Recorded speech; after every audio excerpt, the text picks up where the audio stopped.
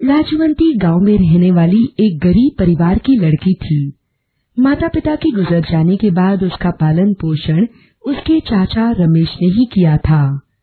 देखने में तो वो काफी सुंदर थी, लेकिन उसे बात बात पर जीभ निकालने की गंदी आदत थी। साथ ही जब भी वो अपने बालों की चोटी बनाती, वो अपने आप कुत्ते की पूंछ की तरह खड़ी हो जाती। रमेश को उसकी शादी की चिंता हमेशा सताते रहती। एक दिन रमेश की मुलाकात उसके बचपन के दोस्त किशोर से होती है। अरे रमेश, कैसा है भाई? बड़े दिनों बाद दिखाए। क्या बताऊं किशोर, लाजवंती की शादी की टेंशन सताए जा रही है।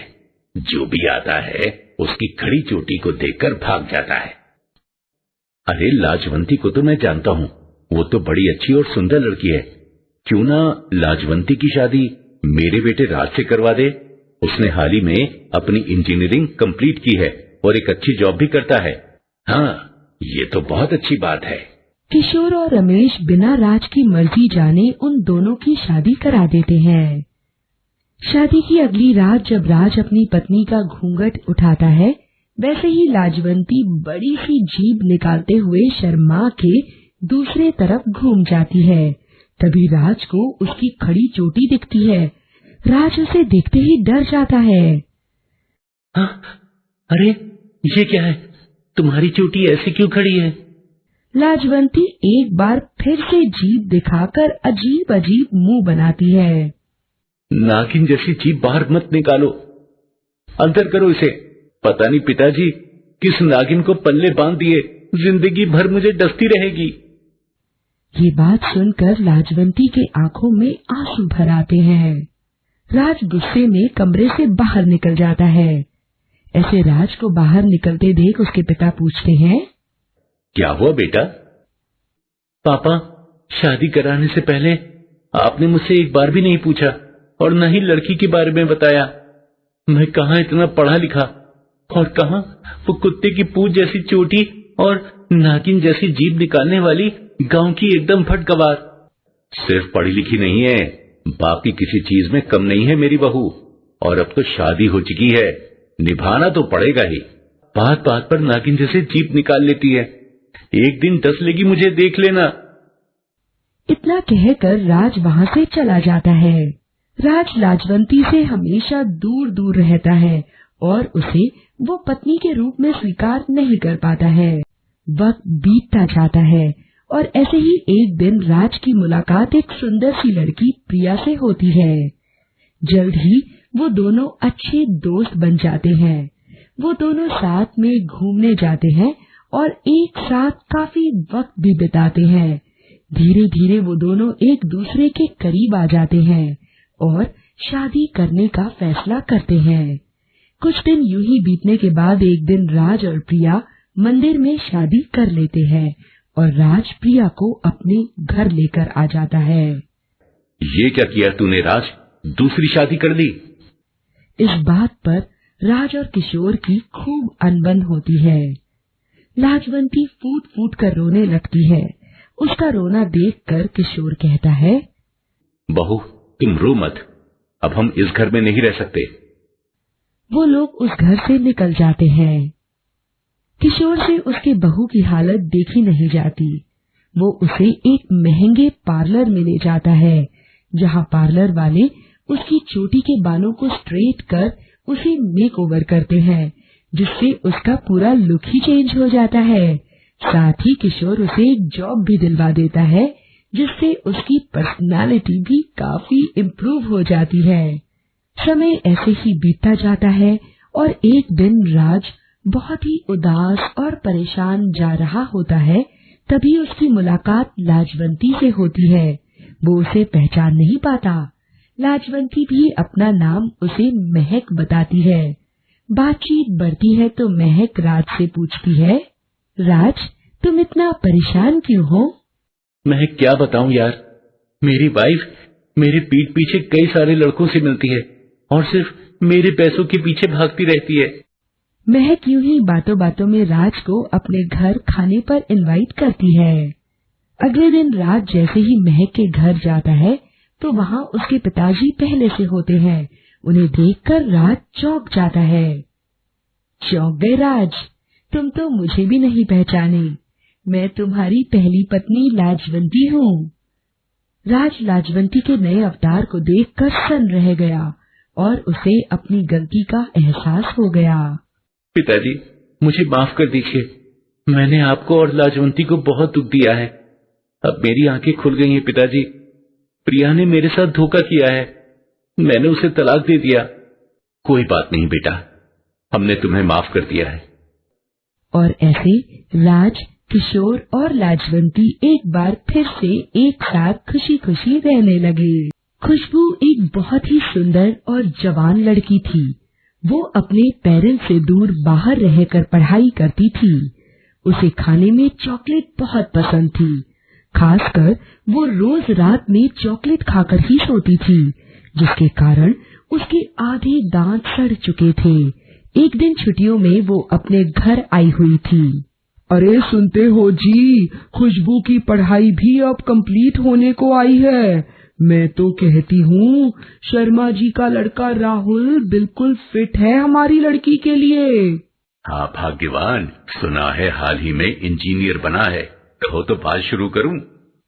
हाँ बात तो करो, लेकिन मुझे डर इस बात का है कि खुशबू की चॉकलेट खाने के कारण उसके सारे दांत सड़ गए हैं और उसके मुंह से अजीब सी बदबू भी आती है। कहीं ये बात लड़के वालों को पता चल गई तो? अरे तुम भी खामखा चिंता कर रही हो, उन्हें बिल्कुल भी पता नहीं चलेगा। खुशबू के पिता शर्मा जी से बात करते हैं और एक डेट फिक्स करवाते हैं। साथ ही रेस्टोरेंट की भी बुकिंग हो जाती है। सारे लोग अच्छे से तैयार होकर लड़का देखने जाते हैं। शर्मा जी की फैमिली के लोग भी उस रेस्टोरेंट में पहुंचते हैं। कुछ देर बाद खुशबू अच्छे से तैयार होकर सबके सामने जाती है। राहुल तो एक झलक में ही उसकी खूबसूरती का दीवाना हो जाता है। कुछ देर के बाद परिवार वाले लड़की लड़के को अकेले बात करने के लिए छोड़ देते हैं। हाय खुशबू, तुम कंफर्टेबल तो हो ना? जी मैं ठीक हूँ। वहाँ सबके सामने तो कुछ भी बातें नहीं हो पाई। वैसे आप बताइए, आपको क्या पसंद है? मुझे चॉकलेट बहुत पसंद है, और आपको? जैसे ही खुशबू बोली वैसे ही अचानक से राहुल को कुछ गंदी सी बात आई। अरे ये सड़ी सी बदबू कहाँ से आ रही है? पूरा मूड खराब कर दिया। पता नहीं राहुल, मुझे भी आ रही है बदबू। इतना कहते हुए खुशबू अपना हैंकी अपने मुंह पर रख लेती है, जिससे बदबू आनी रुक जाती है। खुशबू इतनी सुंदर दिख रही थी कि राहुल बार बार उसे देख रहा था। यूं ही ढेर सारी बातें करने के बाद उनकी मीटिंग खत्म हो गई। दोनों फैमिली अपने अपने घर आ गई। राहुल तो खुशबू की खूबसूरती पर दीवाना हो गया था। वो दोनों ही एक दूसरे को मन ही मन पसंद कर लिए थे। कुछ ही दिनों में दोनों की शादी हो गई। शादी की रात जब राहुल कमरे में आया तो देखा कि खुशबू चॉकलेट खा रही थी। अरे वाह, तुम चॉकलेट खा रही हो? लाओ मुझे भी दो। हाँ जी लीजिए, मुझे चॉकलेट बहुत पसंद है। जैसे ही खुशबू ने बोला तो राहुल को फिर से वही पुरानी गंदी बात आई और उसे खुशबू के काले काले सड़े हुए दांत दिख गए। तो तुम्हारे मुंह से आ रही है ऐसी सड़ी हुई बदबू। छी, थोड़ी देर और रुका तो कहीं उल्टी ना आ जाए। गुस्से में राहुल उसी वक्त कमरे से बाहर आ गया। खुशबू को राहुल की बातें बहुत बुरी लगती है। ऐसे राहुल को बाहर आते देख माँ ने पूछा, राहुल क्या बात है बेटा, बाहर क्यों आ गए? माँ, हमारे साथ बहुत बड़ा धोखा हुआ है। खुशबू जितनी सुंदर है उसके दांत उतने ही काले और बदबूदार हैं। बास आती है उसके मुंह से, लगता है वो तंबाकू चबाती है। ये सुनकर खुशबू फूट फूट कर रोने लगती है और कमरे में बैठकर अपनी माँ के पास फोन करती है।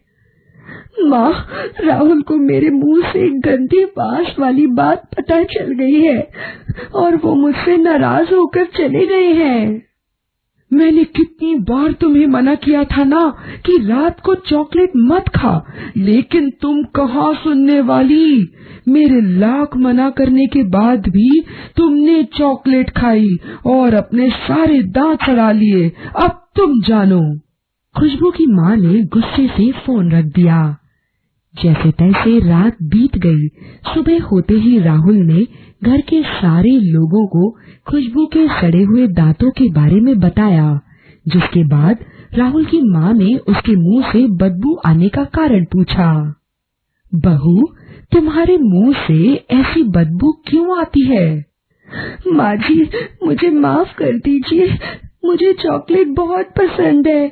मैं रात में चॉकलेट ना खाऊं तो मुझे नींद नहीं आती है। शायद इसी कारण से मेरे दांतों से बदबू आती है। बेटा, सोने से पहले चॉकलेट नहीं खाते, वो दांतों में चिपक जाती है।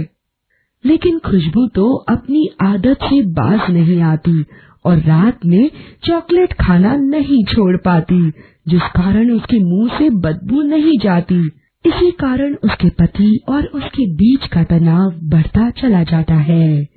ये सब देखकर राहुल की माँ खुशबू को एक दांत के डॉक्टर के पास ले जाती है, जो उसके दांतों की सफाई करता है और कुछ दवाइयाँ देता है, जिसके बाद खुशबू के दांत एक बार फिर से चमकने लगते हैं। मुझे माफ कर दो खुशबू, मैंने तुम्हें बहुत बुरा भला कहा। नहीं नहीं, गलती तो मेरी थी, आप मुझे माफ कर दीजिए। उसके बाद राहुल और खुशबू के बीच नजदीकियां बढ़ने लगती हैं। फिर खुशबू को अपनी गलतियों का एहसास हो गया और वो रात में चॉकलेट खाना छोड़ देती है और घर में फिर से खुशनुमा माहौल बन जाता है।